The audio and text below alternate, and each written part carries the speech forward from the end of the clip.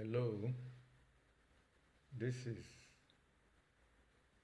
Edward Ejim Akwara, aka the 1 Minute Diplomat, making this video from the beautiful city of Abuja in the FCT. It is a pleasure once again to reach out to you, my people. I hope this video will find you wherever you may be today. If it is God's intention that we will connect, I believe that by a very strange coincidence, or what they call synchronicity, you and I are going to connect today.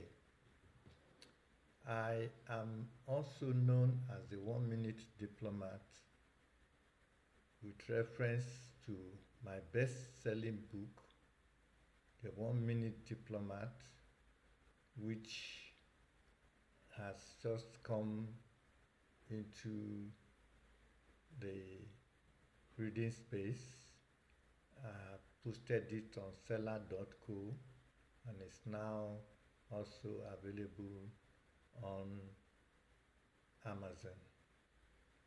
I talk to some extent about the experiences I had with government agencies in Nigeria, Interpol, the intelligence and security services, and of course my home ministry, the Ministry of Foreign Affairs.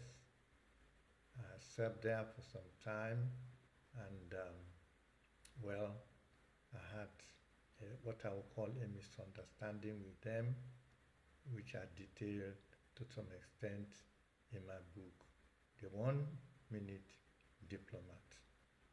Well, apart from any other thing, I try to use my experiences in the book, The 1 Minute Diplomat, to teach people, especially younger Nigerians, about how they can borrow a leaf or two from my experiences to upgrade their life, to level it up.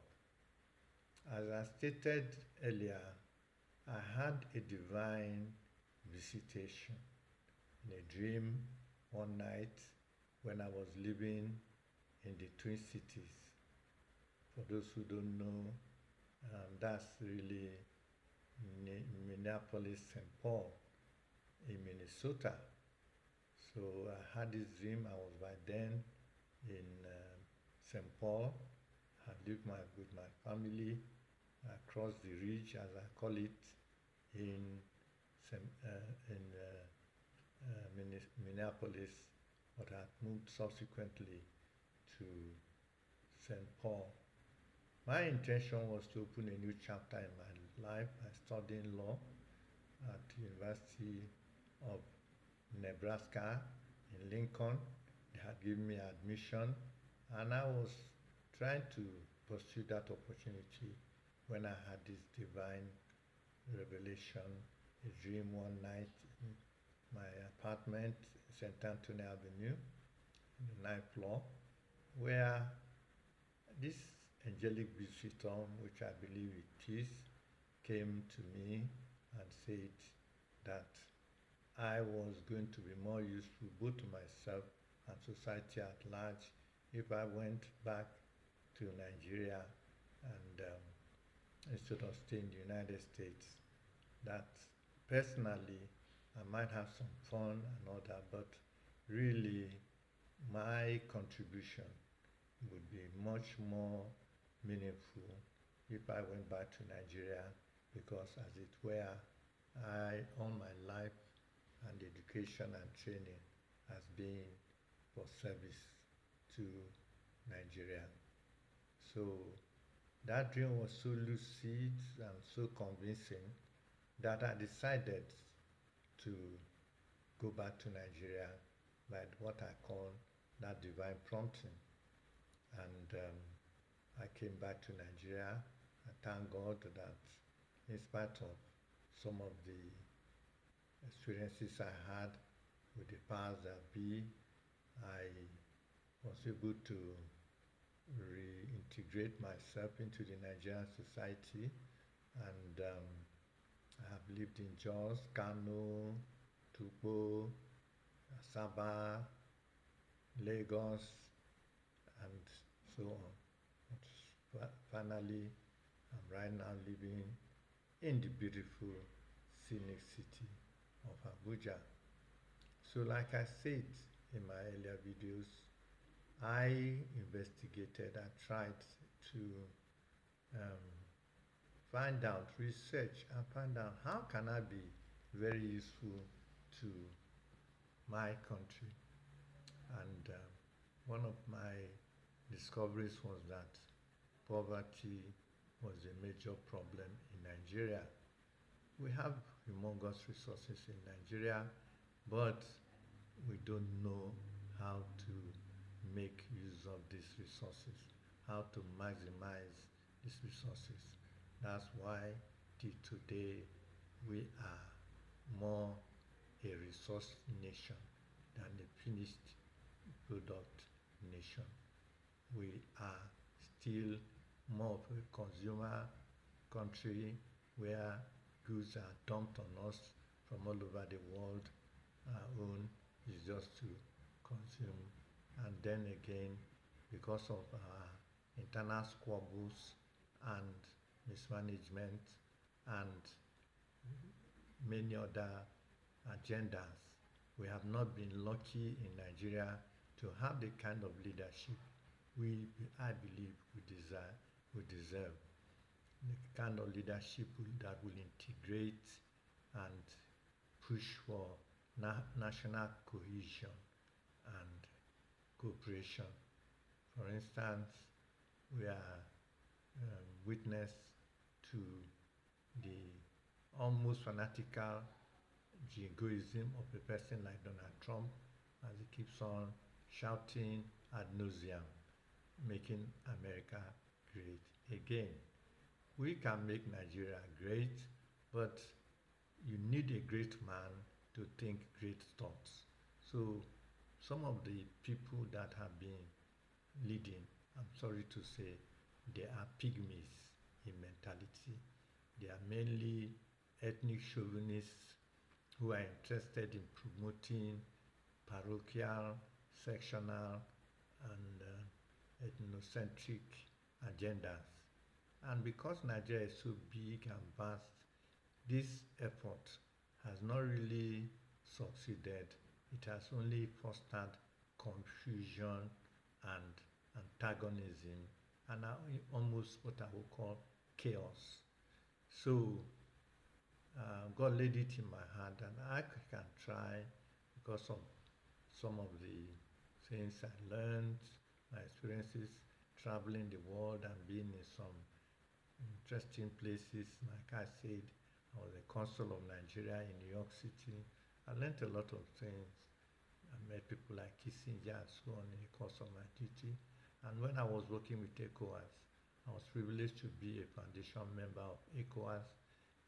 Like I always say, if Gowon was the father of ECOWAS, then Nyasigbe Yadema of Togo was the mother, and some of us were like ward attendants.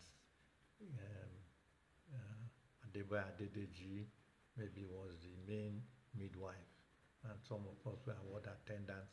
And that formative stage, I went around we traveled around West Africa, when Niger, when Hamani Diori was there, when Mali, when Musa Traore was there, we are in Sierra Leone, when Shaka Stevens was there, went to Senegal, when the grand old man Seda Senghor was there, Guinea, Ahmed Sékou Touré, Côte d'Ivoire, Félix Houphouët-Boigny, Benin, Colonelita General Kerekou, Matthew Kerekou, Ghana, Colonelita General Ikea Champong, and so on and so forth. I was fortunate to meet with them as part of the delegation. I was an interpreter, translator since my first degrees in French, and this gave me a ringside view of what was going on, and I could see statecraft being carried out in real time. So I have been researching about how I can help Nigerians, and my God was telling me that the biggest problem in Nigeria is poverty. Nigeria is rich in resources, but poor with people with poor citizens, and that's because we have rapacious, greedy, selfish people who, because the people could know no better, keep on looting our country. But be that as it may, the least I can do in my own little humble way is to teach what I believe is powerful, dynamic thinking, which will enable the people to be able to contribute better to helping in pushing the Nigerian project forward. So I forming what I call a 1 Million Millionaires Mastermind. I use the word millionaires not because I'm a money monger, but you have to simplify the message for the vast majority of Nigerians, because if I start talking too much about the quantum physics, quantum mechanics, and the neuroscientific studies that have made people to the subconscious and conscious and all that, it might be too technical. So I use many words generically, like money.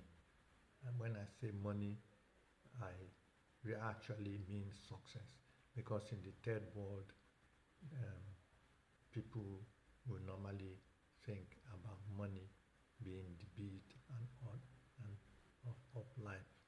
So when I say money or millionaires and so on, I'm only trying to pass a populist message to the generality of people who hear me,